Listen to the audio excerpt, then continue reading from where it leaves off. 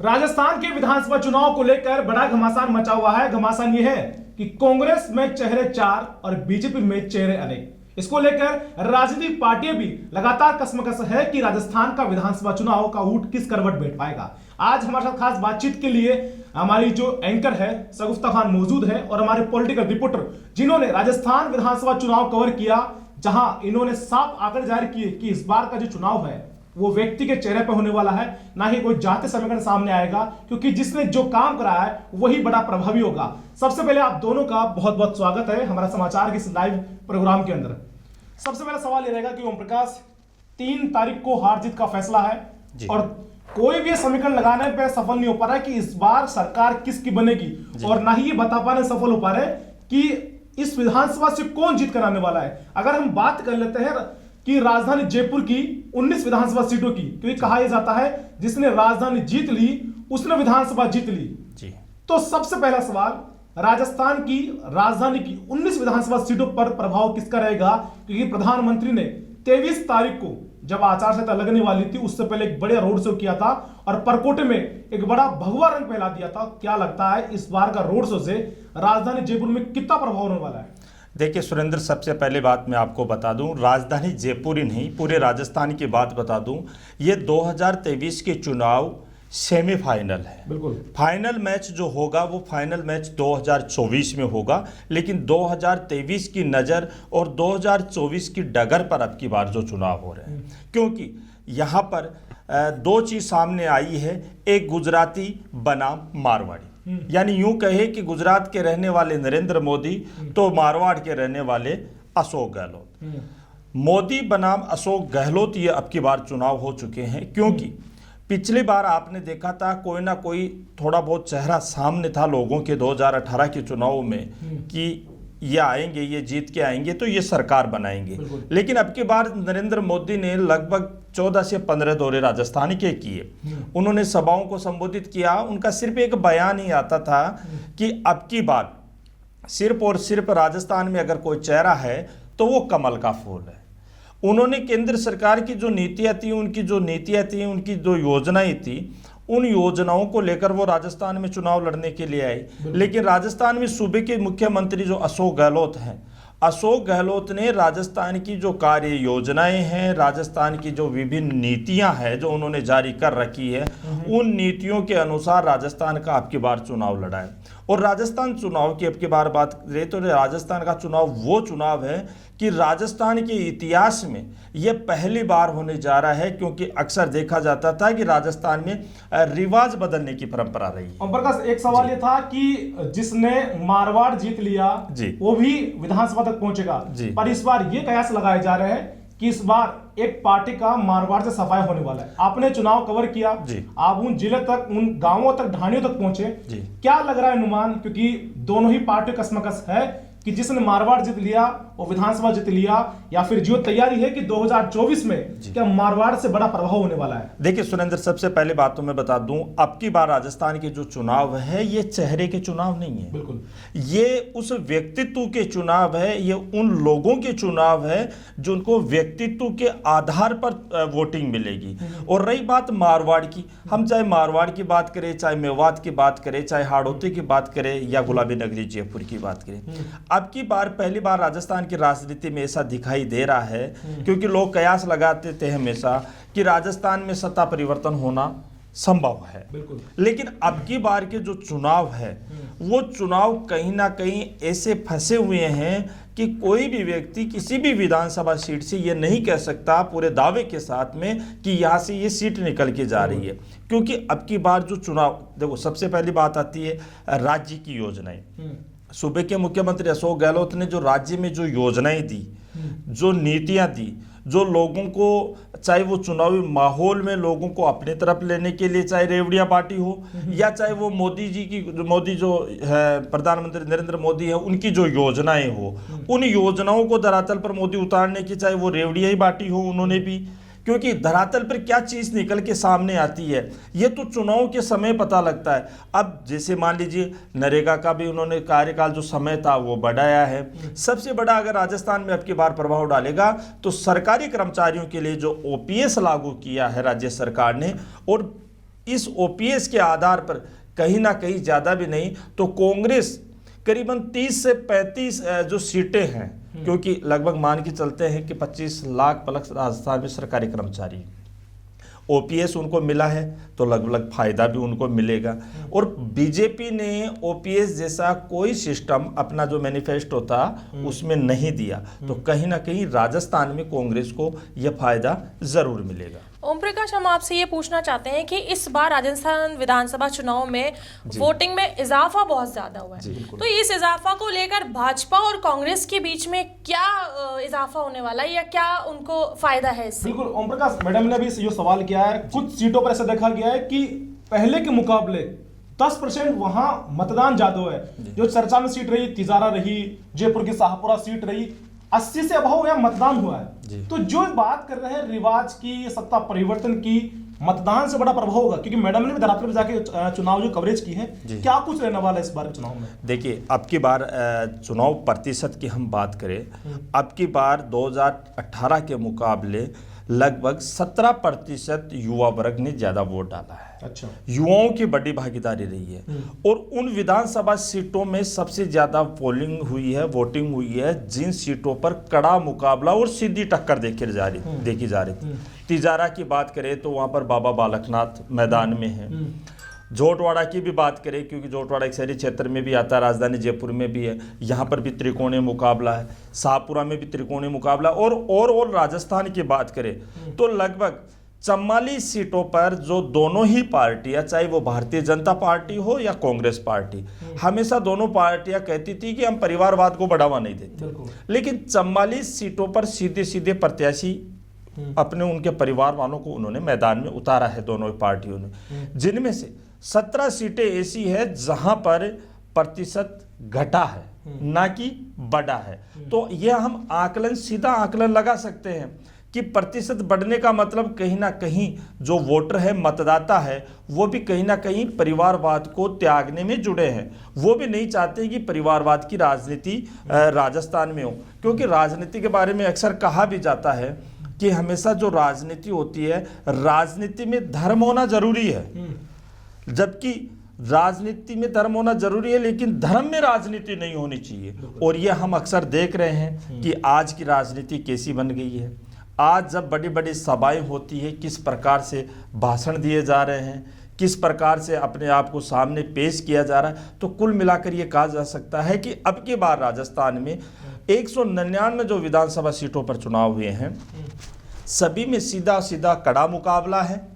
BJP के लिए यहाँ पर बात करें तो 85+ बीजेपी यहाँ पर अब की बार आ सकती है, तो वहीं बराबर में 75 से 80 के बीच में लगभग कांग्रेस भी लीड लेकर रहेगी, क्योंकि 20 सीटें वो सीटें जो 19 सीटों से लेकर 22 सीटों के बीच में कहीं ना कहीं निर्दलीय या अन्य जो छोटे क्षेत्रीय दल है, वो कहीं ना कहीं अब की बार राजस्थान की राजनीति में बाजी मारे। देखा जाता है कि जातिगत फैक्टर राजस्थान में ज्यादा प्रभावित करता है इन सब चीजों को, तो इस बार भी क्या जातिगत फैक्टर प्रभावित करेगा, क्या मानना है आपका? जी बिल्कुल अशोक गुप्ता, सीधी सी बात बताए कि राजस्थान में मुद्दों के अलावा अगर सबसे ज्यादा चुनावों को फैक्ट डालने वाला, चुनाव पर प्रभाव डालने वाला अगर कोई सिस्टम है तो वो है राजस्थान की जाति। क्योंकि कई विधानसभाओं में आपने भी देखा, पूरा राजस्थान देख रहा है कि जहाँ पर किसी भी बहुसंख्यक समाज से ले लो, जहाँ पर जो बहुसंख्यक समाज है उनको वहाँ पर टिकट दिया गया है, तो कहीं ना कहीं जो पॉलिटिकल पार्टीज हैं वो भी जातीय समीकरण को बढ़ावा देने का काम कर रही है। क्यों कि मान लीजिए किसी जगह माली समाज का प्रतिनिधित्व ज़्यादा है तो वहाँ पर वो माली समाज को टिकट दे रहे हैं, किसी जगह जाट समाज का ज़्यादा है तो जाट समाज को दे रहे हैं, किसी जगह ब्राह्मण समाज का ज़्यादा है तो ब्राह्मण समाज को दे रहे हैं। तो कहीं ना कहीं जो पॉलिटिकल पार्टियां हैं ये जातीय समीकरण देखकर ही चुनाव लड़ती हैं और उनका सीधा सीधा फायदा राजस्थान की राजनीति में, क्योंकि राजस्थान की राजनीति में जाए आप नागौर में चले जाइए, नागौर की राजनीति जाट समाज से जुड़ी हुई राजनीति है। जोधपुर बीकानेर में चले जाइए, बिश्नोई समाज से जुड़ी हुई राजनीति है। मेवात क्षेत्र में चले जाइए, वहाँ विशेष समुदाय से जुड़ी हुई राजनीति है। कोटा में चले जाइए, वहाँ अलग राजनीति है। तो कहीं ना कहीं अब की बार, क्योंकि आपने भी देखा था कि जब चुनाव से पहले राजस्थान की राजधानी जयपुर में आपने देखा था कि किस प्रकार से हर समाज वर्ग ने अपने राजनीतिक वर्चस्व को बढ़ाने के लिए लाखों की संख्या में भीड़ जुटाई और एक जगह हुए। तो कहीं ना कहीं ये जो राजनीति है, इस राजनीति में जातीय फैक्टर है, वो बिल्कुल अब की बार साफ पानी की तरह नजर आ। जातिगत मतगणना हुई है इस बार जी। अच्छा, ओम प्रकाश, सवाल ये था कि मारवाड़ की बात करें तो वहाँ का नाम भी चर्चा होगी, जी।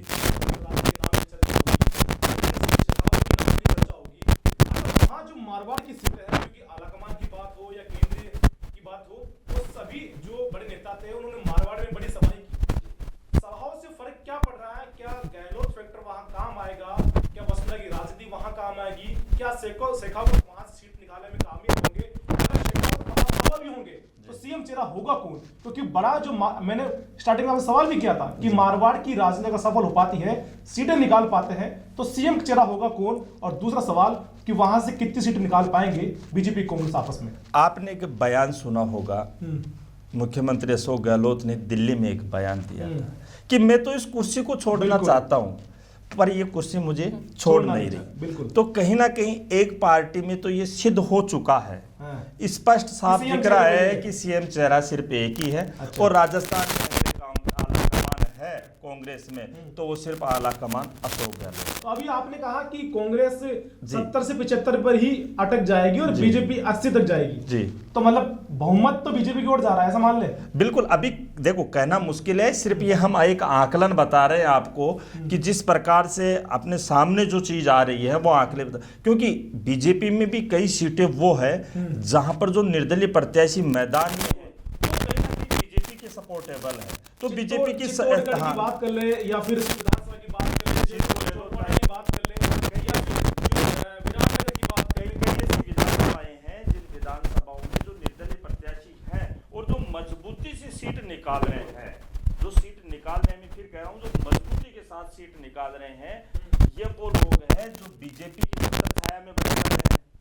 और आज के चुनाव अगर जीत कर भी जाते हैं राजस्थान की विधानसभा में, और जब सीएम चेहरे की बात आएगी तो कहीं ना कहीं ये उस शख्स को सामने लाने की कोशिश करेंगे जिस शख्स से ये प्रभावी रूप से राजस्थान में जुड़े हैं। अच्छा। तो कुल मिलाकर ये कहा जा सकता है कि 85 जिस प्रकार मैं बता रहा हूँ राजस्थान में बीजेपी की सीटें, इनके साथ में और भी 10 से 12 सीट के लगभग बढ़ सकती है। क्यों बढ़ सकती है? क्योंकि कई ऐसे क्षेत्र मैदान में हैं जो बीजेपी से बागी होकर चुनाव लड़े, हालांकि उनको टिकट नहीं मिला, वो बागी हो गई, लेकिन राजस्थान में भी ऐसे प्रभुत्व वाले कई नेता है जिनका आशीर्वाद कहीं ना कहीं उनके ऊपर सीधा सीधा रहा है। बयान साफ आ रहा है कि हमने निर्दलीयों से बात शुरू की है, हमारे साथ होंगे। आज भी कई बात कि सरकार पूर्ण बहुमत से बढ़ रही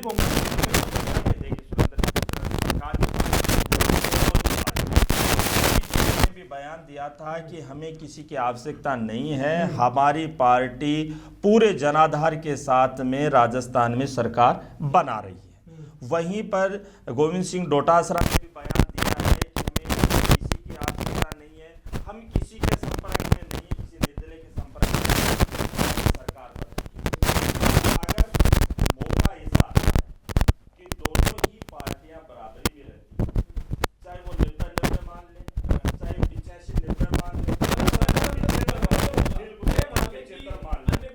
तो मैंने यह बात आपको पहले भी कही थी कि 19 सीट से 22 सीट वो सीटें हैं जो राजस्थान की राजनीति में अपना अहम योगदान है। बिल्कुल। कुछ लोग आपका कहना है कि बागी होकर जो खड़े हैं उम्मीदवार, कई उम्मीदवार तो 5 साल से अपने कार्यकाल को लेकर जिन्होंने धरातल पर काम किया है वो खड़े हुए हैं, और जो कई उम्मीदवार ऐसे हैं जो पहली बार इस फील्ड में आए हैं, पहली बार धरातल पर आए हैं, जिन्होंने आज तक कभी कुछ नहीं करा, फिर भी वो टक्कर में चल रहे हैं। तो जिन्होंने धरातल पर 5 साल कार्यकाल किया है और जो पहली बार उतरे हैं, दोनों की बराबरी चल रही है, तो क्या लगता है आपको इस बारे में? सबसे पहले बात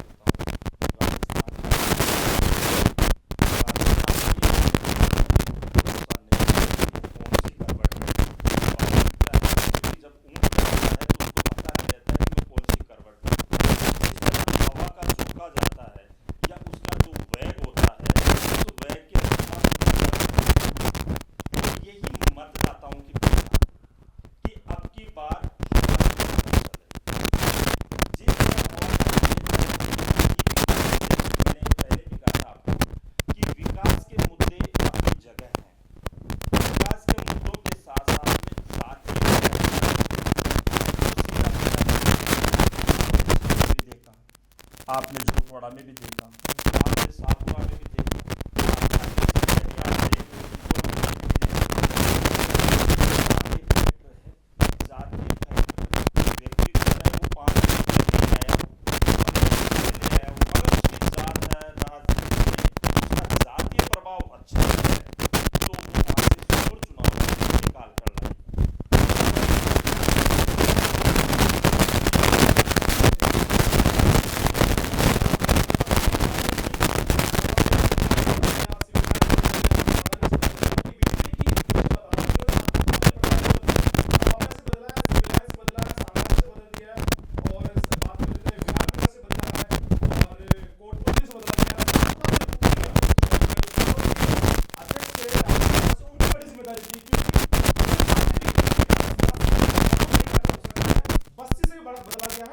चाकसू से राजधानी जयपुर की क्यों सीटों पर बीजेपी को अपने उम्मीदवार बदलने की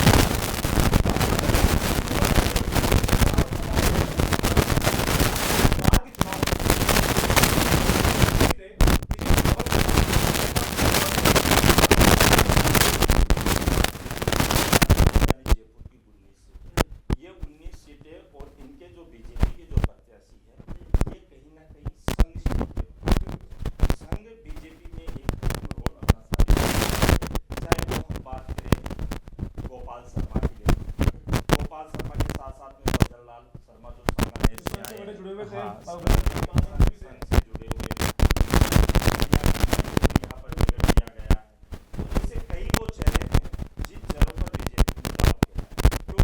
देखा जाता था कि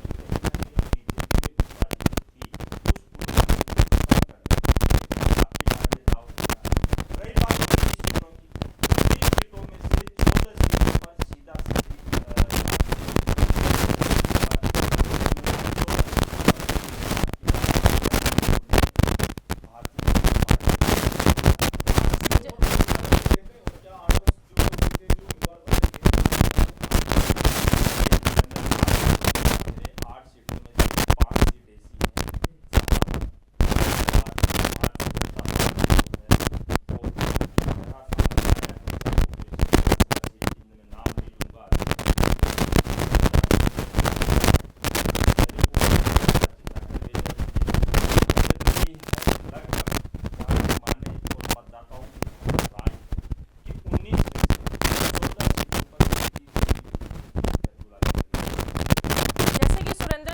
कि उम्मीदवार बदले गए बीजेपी के द्वारा, तो क्या बीजेपी में जो सांसद रह चुके हैं पहले, बीजेपी के लिए कोई और फेस नहीं था एमएलए चुनने के लिए, तो उन्होंने उन्हीं सांसदों को दोबारा टिकट दे दिया?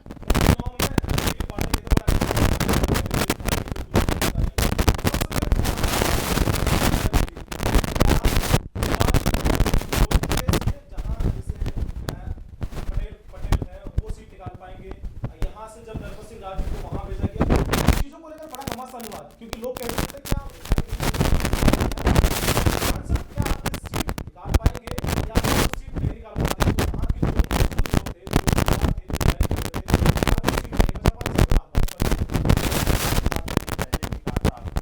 भाजपा में राजस्थान में कौन सा प्रत्याशी कहां से चुनाव लड़ रहा है ये महत्वपूर्ण नहीं है। भाजपा में महत्वपूर्ण है कमल का फूल। भाजपा में अब की बार क्योंकि मोदी जब भी आते थे तो एक थे कि कमल का फूल ही आपका प्रत्याशी है, कमल का फूल ही आपका मुख्यमंत्री है। अब की बार राजस्थान में अगर कोई वोटिंग हो रही है, क्योंकि आपने भी देखा था राजस्थान की बीजेपी का कोई बड़ा लीडर या बड़ा चेहरा सामने नहीं आया जो स्टार प्रचारक बन के जाए और सोच सके कि अगली बार राजस्थान में सीएम का फेस ये होगा। अगर कहीं पर भी सभा हुई है, राजस्थान के प्रत्याशियों ने भी अगर दावेदारी कहीं से की है और दावेदारी करते समय जनसभा को वो संबोधित कर रहे थे, तो वो सिर्फ एक ही बात बोल रहे थे कि हमें नरेंद्र मोदी का जो जनाधार है, नरेंद्र मोदी का हाथ मजबूत करना है।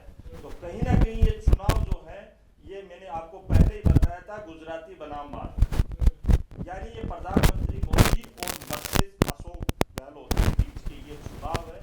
और अब की बात मैं आपको फिर कह रहा हूँ कि ये जो चुनाव है, चुनाव कांटे की टक्कर है। किस विधानसभा पर बड़ी लीड मिलेगी, जहां पर लोग सोच रहे थे कि इस विधानसभा पर बड़ी लीड मिल के वहां से कौन सा प्रत्याशी, चाहे वो 10,000 या 5,000 या 10,000 मतों से वो वहां पर जीत हासिल कर रहा है, जब जीत उनकी सुनिश्चित हो जाएगी तभी हम ये मान सकते हैं। लेकिन कहीं ना कहीं राजस्थान में मोदी का जलवा देखा गया है, तो वहीं पर अशोक गहलोत की जो योजनाएं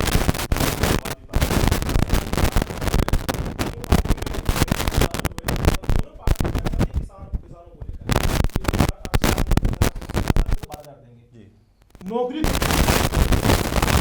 दावा किया गया, तो बीजेपी ने भी वो दावे किए। हर बार युवाओं के फैसले की बात, किसान कर्जमाफी की बात,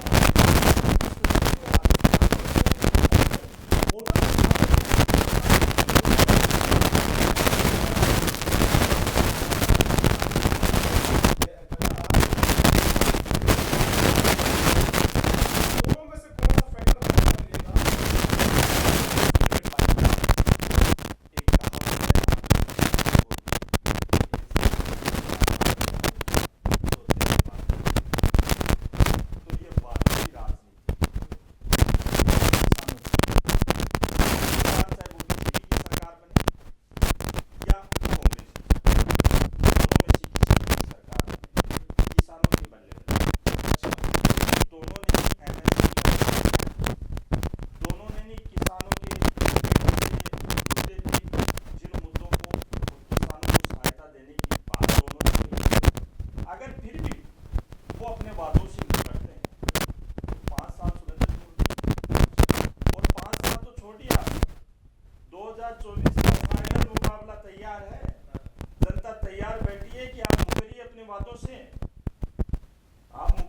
वादों से 2024 में भी देख लें। लगातार आप भी कराते रहे हैं, चुनावी कवरेज करते रहे, 2023 के चुनाव से 24 पे कितना प्रभाव पड़ने वाला है? क्योंकि यहाँ जो सरकार चुनती है, चाहे बीजेपी कांग्रेस, सर ने तो साफ तौर पे कह दिया है कि बीजेपी 80 से 75 जारी है और जो कांग्रेस है 75 जाएगी। क्या इस बार चुनाव 24 से बड़ा प्रभाव पड़ने वाला है? बिल्कुल, ओम प्रकाश जी ने सही कहा है और फर्क तो यही पड़ने वाला है कि चाहे कोई भी सरकार आए, जो अगली चुनाव आने वाले हैं 2024 के, लोग पीएम मोदी को ही चुनेंगे। बिल्कुल, इस बार भी बड़ा प्रभावी होता है। जब मैं वहां वोटर्स जब अपने वोट डालने पहुंच रहे थे, तो लोग कह रहे थे कि हमें नहीं चाहिए कोई, हमें कमल का फूल और मोदी चाहिए, क्योंकि हम तो हर बार, इस बार के चुनाव में चर्चा भी हुई राम मंदिर को लेकर, 370 धारा को लेकर। क्या केंद्र के जो मुद्दे रहे वो प्रभावी रहे? आपकी बात राजस्थान के चुनाव के बाद मुद्दों की बात करते हैं, तो राजस्थान की में जो राजस्थान सरकार ने जो चुनावों से पहले, चाहे वो कर्मचारी की हो, चाहे वो नरेगा की योजना हो, चाहे वो बच्चों के एजुकेशन के लिए बच्चों को लेकर हो, या चाहे अन्य सरकारी जो कर्मचारी है उनके ओपीएस का सिस्टम, ये जो योजना, ये जो फैक्टर आया है सामने, लगभग 40 से 45% वोटों को राज्य सरकार ने अपनी ओर खींचने का काम किया।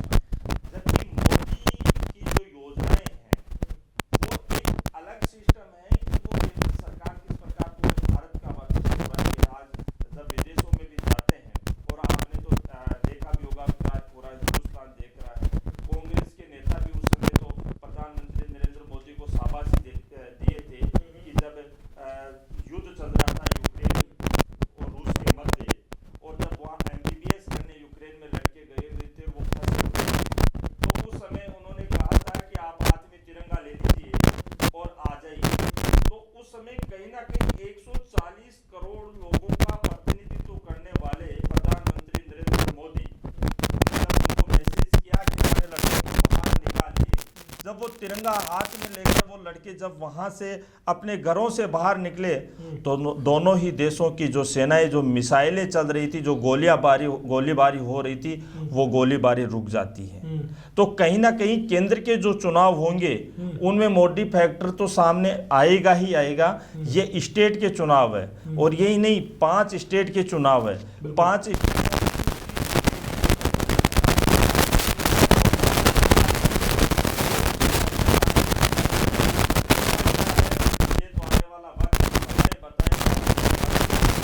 राजस्थान के रण में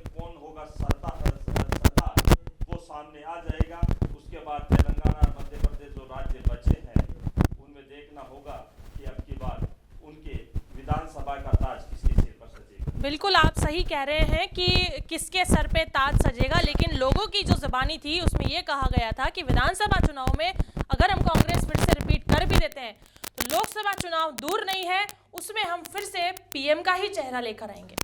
आखिरी सवाल आपको मैं छोड़ के जा रहे हैं कि कांग्रेस में चेहरे 4 तो बीजेपी में चेहरे अनेक। कमेंट करके बताइए सीएम चेहरे का